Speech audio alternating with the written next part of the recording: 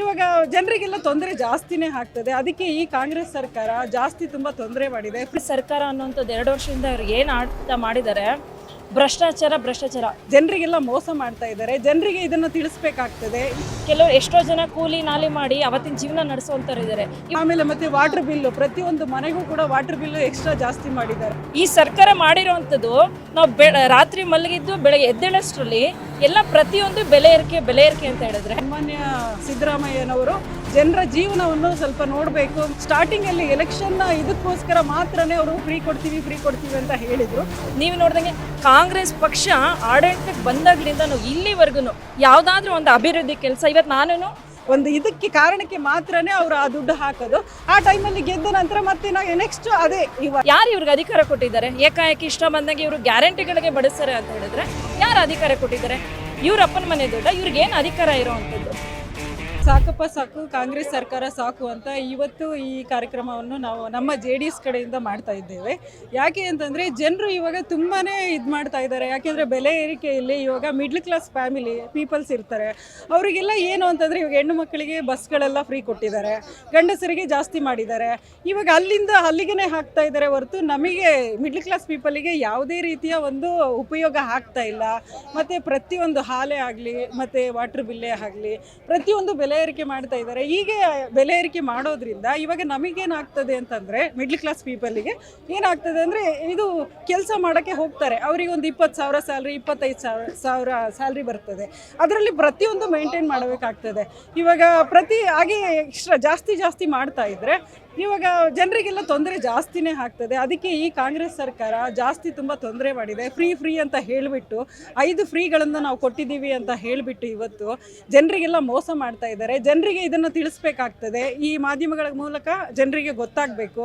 ಯಾಕೆಂತಂದರೆ ಎಷ್ಟೊಂದು ಇವಾಗ ಹಾಲು 25 ರೂಪಾಯಿ ಆಗಿದೆ, 21 ರೂಪಾಯಿ 22 ರೂಪಾಯಿಗೆಲ್ಲ ಸಿಗ್ತಾ ಇತ್ತು. ಆಮೇಲೆ ಮತ್ತು ವಾಟರ್ ಬಿಲ್ಲು, ಪ್ರತಿಯೊಂದು ಮನೆಗೂ ಕೂಡ ವಾಟರ್ ಬಿಲ್ಲು ಎಕ್ಸ್ಟ್ರಾ ಜಾಸ್ತಿ ಮಾಡಿದ್ದಾರೆ. ಹೀಗೆ ಎಲ್ಲ ಬೆಲೆ ಏರಿಕೆ ಜಾಸ್ತಿ ಮಾಡ್ತಾ ಇದ್ದಾರೆ. ಜನರ ಜೀವನ ಹೇಗೆ ನಡೀತದೆ? ಸೊ ಇದನ್ನೆಲ್ಲ ಎಚ್ಚೆತ್ತುಕೊಂಡು ಇವಾಗ ನಮ್ಮ ಸನ್ಮಾನ್ಯ ಸಿದ್ದರಾಮಯ್ಯನವರು ಜನರ ಜೀವನವನ್ನು ಸ್ವಲ್ಪ ನೋಡಬೇಕು ಮತ್ತು ಆಲಿಸಬೇಕು.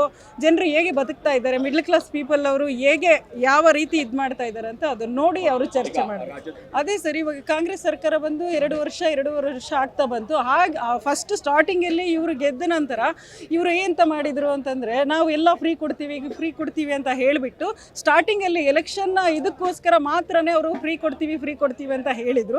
ಆಮೇಲೆ ಸ್ಟಾರ್ಟಿಂಗಲ್ಲಿ ಮಾತ್ರ ಫ್ರೀ ಕೊಟ್ಟರು. ಆಮೇಲೆ ಮಿಡ್ಲಲ್ಲಿ ಇವಾಗ ಲೇಡೀಸಿಗೆ ವಿಧವೆ ಪೆನ್ಷನ್ ಅಂತ ಬರ್ತದೆ.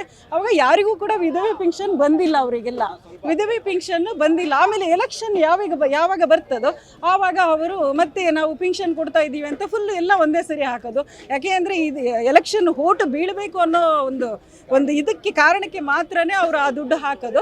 ಆ ಟೈಮಲ್ಲಿ ಗೆದ್ದ ನಂತರ ಮತ್ತೆ ನಾವು ನೆಕ್ಸ್ಟ್ ಅದೇ ಇವಾಗ ಮಾಡ್ತಾ ಇದ್ದಾರಲ್ಲ, ಬೆಲೆ ಏರಿಕೆ ಮಾಡ್ತಾ ಇದ್ದಾರೆ. ಮತ್ತು ಜನರಿಗೆ ವಿಧವೆ ಪೆನ್ಷನ್ ಬರೋದಿಲ್ಲ, ಸರಿಯಾಗಿ ಯಾವುದೂ ಬರೋದಿಲ್ಲ, ಈ ಥರ ಎಲ್ಲ ಮಾಡ್ತಾ ಇದ್ದಾರೆ. ಇದೆಲ್ಲ ಜನರ ಜೀವನವನ್ನು ಸ್ವಲ್ಪ ನೋಡಬೇಕಾಗ್ತದೆ. ಅವರು ಮುಂದಿನ ದಿನಗಳಲ್ಲಿ ಅದನ್ನು ಎಚ್ಚೆತ್ತುಕೊಂಡು ಜನರಿಗೆ ಮಿಡ್ಲ್ ಕ್ಲಾಸ್ ಪೀಪಲ್ಗೆ ಯಾವ್ಯಾವುದು ಒದಗಿಸ್ಬೇಕೋ ಅದನ್ನೆಲ್ಲ ಅವರು ಮಾಡಬೇಕಾಗುತ್ತೆ. ನಿಮ್ಮ ಮುಖೇನ ಇಡೀ ರಾಜ್ಯನೇ ಇವತ್ತು ನೋಡ್ತಾ ಇದೆ ಪ್ರತಿಭಟನೆ ಯಾವ ಮಟ್ಟದಲ್ಲಿ ನಡೆದಿದೆ ಅಂತ. ಅಂದರೆ ಎಲ್ಲೋ ಒಂದು ಕಡೆ ನೋಡಿ, ಕಾಂಗ್ರೆಸ್ ಸರ್ಕಾರ ಅನ್ನೋಂಥದ್ದು 2 ವರ್ಷದಿಂದ ಅವ್ರಿಗೆ ಏನು ಆಡ್ತಾ ಮಾಡಿದ್ದಾರೆ, ಭ್ರಷ್ಟಾಚಾರ. ಇದಕ್ಕಿಂತ ಮುಖ್ಯವಾಗಿ ಇವತ್ತು ಎಲ್ಲ ರೀತಿ ವರ್ಗದ ಜನನು ಇವತ್ತು ನಮ್ಮ ರಾಜ್ಯದಲ್ಲಿ ಇದ್ದೀವಿ. ಹೊರಗಡೆಯಿಂದ ಬಂದಿರೋವಂಥವ್ರು, ಇಲ್ಲಿರೋವಂಥವ್ರು ಎಲ್ಲ ಇದ್ದೀವಿ. ಅದರಲ್ಲಿ ಎಲ್ಲರೂ ಶಕ್ತಿವಂತರು, ಎಲ್ಲರೂ ಅನುಕೂಲಸ್ಥರೇ ಇರಲ್ಲ ಅಲ್ವಾ? ಇವತ್ತು ಸಿಂಗಲ್ ಪೇರೆಂಟ್ಸ್ ಎಷ್ಟು ಜನ ಇದ್ದಾರೆ, ಹೆಣ್ಮಕ್ಳು ಎಷ್ಟು ಜನ ಇದ್ದಾರೆ, ಗಂಡಸರು ಇಲ್ಲದೆ ಇರೋವಂಥ ಮನೆ ಎಷ್ಟು ಜನ ಇದ್ದಾರೆ, ಕೆಲವರು ಎಷ್ಟೋ ಜನ ಕೂಲಿ ನಾಲಿ ಮಾಡಿ ಅವತ್ತಿನ ಜೀವನ ನಡೆಸುವಂಥವ್ರು ಇದ್ದಾರೆ. ಇವತ್ತು ಒಂದು ಅಂಗಡಿಗೆ ಹೋಗ್ತೀವಿ, ಅಂಗಡಿಗೆ ಹೋದಾಗ ನಾನು ಕೂಲಿ ಮಾಡ್ತಿದ್ದೀನಿ, ನಾಲಿ ಮಾಡ್ತಿದ್ದೀನಿ, ನಮಗೆ ಕಡಿಮೆ ಬೆಲೆ ಕೊಡಿ, ಒಂದು ಹಾಲು ಕೊಡಿ, ಮೊಸರು ಕೊಡಿ ಅಂದರೆ ಕೊಡ್ತಾರಾ?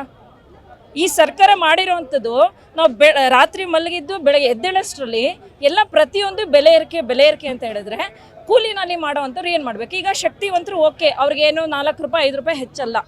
ಆದರೆ ತೀರಾ ಅನುಕೂಲ ಇಲ್ಲದೇ ಇರೋವಂಥವ್ರು ಎಷ್ಟು ಜನ ಇದ್ದಾರೆ, ಅವ್ರಿಗೆ ಎಷ್ಟು ಸಮಸ್ಯೆ ಆಗುತ್ತೆ. ಅವರು ಎಲ್ಲ ಕಮಿಟ್ಮೆಂಟ್ 100 ರೂಪಾಯಿ ಇದ್ದರೆ ಇದಕ್ಕಿಷ್ಟು ಅಂತ ಹೇಳಿ ಅವರು ಫಿಕ್ಸ್ ಮಾಡ್ಕೊಂಡಿರ್ತಾರೆ. ಅವ್ರ ಕಮಿಟ್ಮೆಂಟ್ಸ್ ಇರುತ್ತೆ.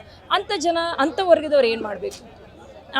ನೀವು ನೋಡ್ದಂಗೆ ಕಾಂಗ್ರೆಸ್ ಪಕ್ಷ ಆಡಳಿತಕ್ಕೆ ಬಂದಾಗಲಿಂದ ನಾವು ಇಲ್ಲಿವರೆಗೂ ಯಾವುದಾದ್ರೂ ಒಂದು ಅಭಿವೃದ್ಧಿ ಕೆಲಸ, ಇವತ್ತು ನಾನು ದಲಿತ ಹೆಣ್ಮಗಳು, ಇವರು ಈ ಸರ್ಕಾರದವರು ನಮಗೆ ಸೇರಬೇಕಾಗಿರುವಂಥ ತೆರಿಗೆ ಹಣವನ್ನು ಇವರು ಏಕಾಏಕಿ ಯಾರು ಇವ್ರಿಗೆ ಅಧಿಕಾರ ಕೊಟ್ಟಿದ್ದಾರೆ? ಏಕಾಏಕಿ ಇಷ್ಟ ಬಂದಂಗೆ ಇವರು ಗ್ಯಾರಂಟಿಗಳಿಗೆ ಬಡಿಸ್ತಾರೆ ಅಂತ ಹೇಳಿದ್ರೆ ಯಾರು ಅಧಿಕಾರ ಕೊಟ್ಟಿದ್ದಾರೆ?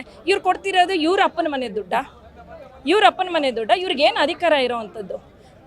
ಇವತ್ತು ಇವರೇನೇ ಸರ್ಕಾರ ಆಡಳಿತ ನಡೆಸ್ತಾ ಇದ್ದಾರೆ ಅಂದರೆ ಅದಕ್ಕೆ ಸಂಪೂರ್ಣವಾಗಿ ನಮ್ಮ ರಾಜ್ಯದ ಜನತೆಯ ತೆರಿಗೆ ಹಣ. ಅದನ್ನು ಇವ್ರು ಯಾವ ರೀತಿ ಅಂದರೆ ಆ ರೀತಿ ಮಿಸ್ಯೂಸ್ ಮಾಡ್ಕೊತಿದ್ದಾರೆ. ಖಂಡಿತವಾಗ್ಲೂ ಈ ಸರ್ಕಾರ ಇರಬಾರ್ದು. ಹೆಂಗೆ ಅಂತ ಹೇಳಿದ್ರೆ ಕಳೆ ಇದ್ದಂಗೆ ಇದನ್ನು ಕಿತ್ತೊಗಿಬೇಕು. ಅದೇ ಈಗ ನಮ್ಮ ಯುವ ಘಟಕದ ರಾಜ್ಯಾಧ್ಯಕ್ಷರು ಹೇಳಿದಾರಲ್ಲ, ಅವರ ಒಂದು ನೇತೃತ್ವದಲ್ಲಿ ಇವತ್ತಿನ ದಿವಸ ಈ ಒಂದು ಅಭಿಯಾನ ಸಾಕಪ್ಪ ಸಾಕು, ಈ ಕಾಂಗ್ರೆಸ್ ಸರ್ಕಾರ ಸಾಕು ಅನ್ನೋ ಒಂದು ಅಭಿಯಾನ ಇವತ್ತು ಚಾಲನೆ ಕೊಟ್ಟು ಶುರು ಮಾಡಿದ್ದಾರೆ. ಇದು ರಾಜ್ಯಾದ್ಯಂತ ಈ ಸರ್ಕಾರ ಕಿತ್ತೊಗೆಯವರೆಗೂ ಇದು ಹೀಗೆ ಇನ್ನು ದೊಡ್ಡ ಮಟ್ಟ ರೀತಿಯಲ್ಲಿ ಮುಂದುವರಿಯುತ್ತೆ. Thank you. ಹೆಚ್ಚಿನ ಸುದ್ದಿಗಳಿಗಾಗಿ ನಮ್ಮ ಚಾನೆಲ್ನ ಸಬ್ಸ್ಕ್ರೈಬ್ ಮಾಡಿ.